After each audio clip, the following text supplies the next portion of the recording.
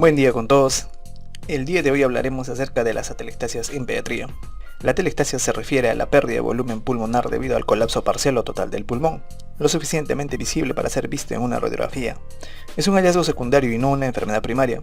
En pediatría representa una causa frecuente de hipoxemia, prolongación de la hospitalización y fracaso del desete ventilatorio, que se presenta con mayor frecuencia en niños pequeños debido a que sus vías respiratorias son pequeñas y por lo tanto propensas a obstruirse.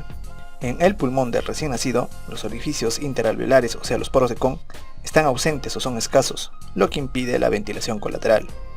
La Asociación Americana de Pediatría divide la atelectasia en obstructiva y no obstructiva, que es una división anatómica y clínica universal de la neumología general. Sin embargo, las revisiones fisiopatológicas actuales permiten reconocer 5 mecanismos con utilidad clínica: la de tipo obstructiva, compresiva, pasiva, adhesiva y cicatrizal.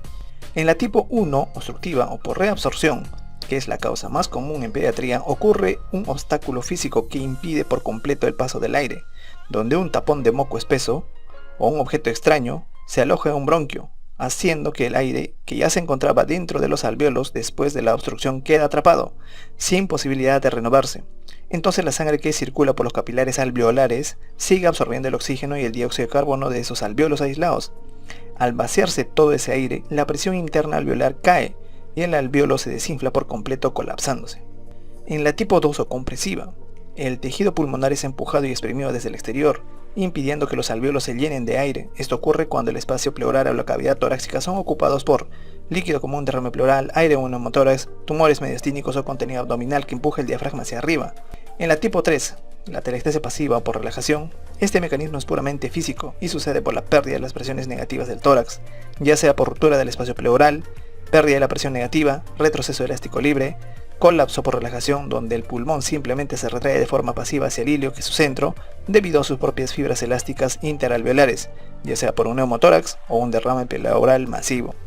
En la tipo 4 adhesiva, aquí hay una falla química en la superficie interna del propio alvéolo, ya que por ausencia o destrucción del surfactante, los neumocitos tipo 2 no producen la suficiente cantidad de surfactante.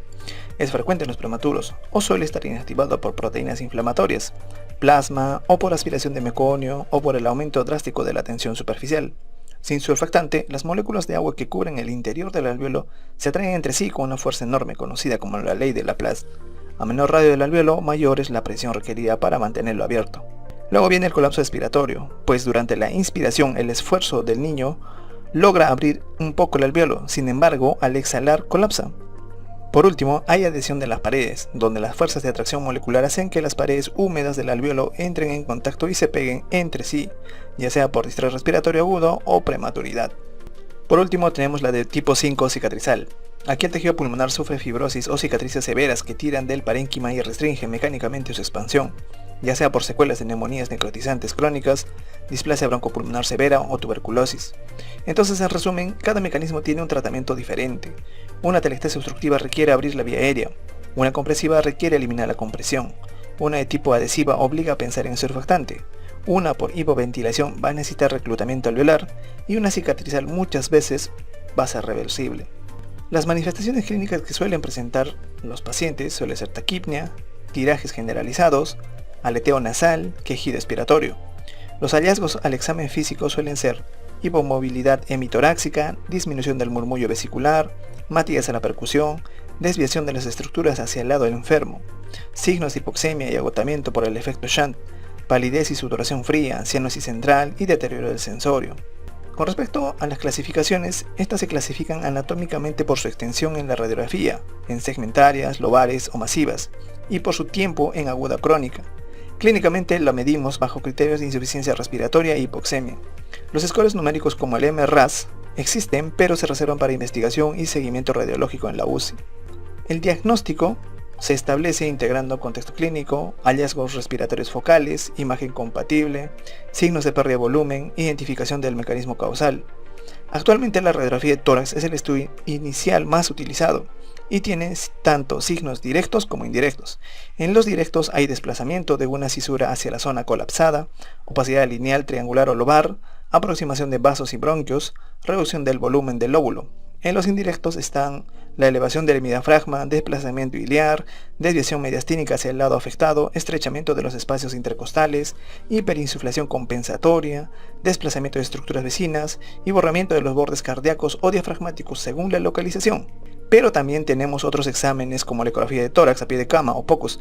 Suele ser útil en urgencias en la UCI pediátrica, y te diferencia de inmediato si lo blanco de la radiografía es una consolidación, como neumonía, o es un líquido como el derrame pleural que causa atelectasis compresivas, o puede ser un parénquima colapsado, dando el signo de hepatización del pulmón.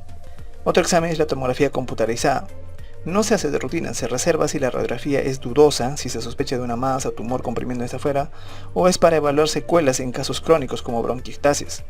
También está la oximetría de pulso continua, que te dice en tiempo real qué tan grave es el efecto shunt. Y por último está la gasometría arterial o capilar, te da el estado ácido base exacto.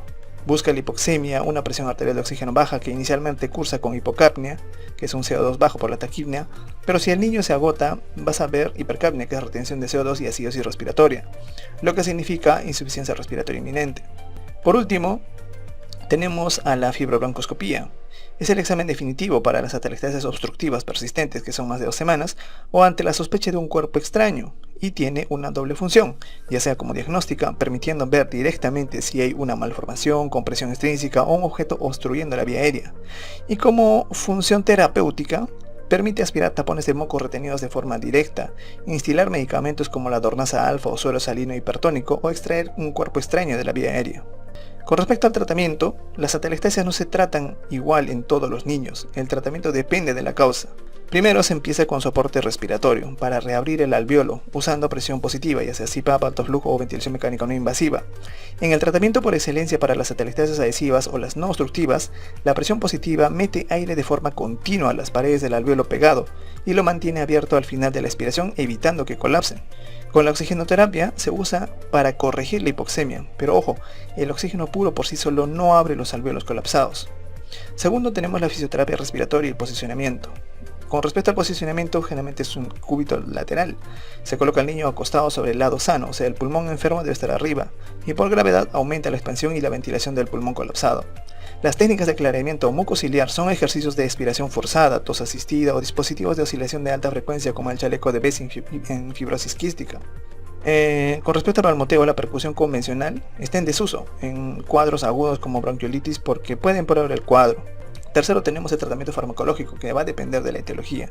Están por ejemplo los broncodilatadores como el salbutamol, sirve solo si la atelectasia es secundaria a un proceso por broncoespasmo, como en las crisis asmáticas. Si no hay sibilancias no tiene tanta utilidad. Con respecto a los mucolíticos, en niños con moco sumamente espeso como en la fibrosis quística o atelectasias persistentes en la UCI, se utiliza la dornasa alfa, que suele ser inhalada, o solución salina hipertónica al 3 o 7% nebulizada para romper los puentes de moco y facilitar su expulsión. Como antibióticos, solamente se usa cuando está asociada a una infección bacteriana, ya sea neumonía. En cuarto lugar está la intervención invasiva, a través de la broncoscopía rígida o flexible. Es el tratamiento de elección definitivo si la atelectasia es obstructiva por cuerpo extraño o si es una atelectasia persistente o crónica, que no ha respondido a fisioterapia ni a presión positiva después de 2 semanas y permite aspirar el tapón de moco directamente o extraer el cuerpo extraño de la vía aérea. ¿Y cuándo se hospitaliza un paciente? Cuando este paciente presenta insuficiencia respiratoria aguda, cuando hay aumento del trabajo respiratorio, cuando se sospecha de cuerpo extraño en la vía aérea, una atelectasia masiva, comorbilidades de alto riesgo, como por ejemplo niños con enfermedad neuromuscular, fibrosis quística, cardiopatías congénitas o inmunosupresión, y agotamiento o rechazo alimentario, lactantes que son incapaces de succionar, comer debido a la dificultad respiratoria. Muy bien, eso es todo por mi parte y nos vemos. Hasta la próxima.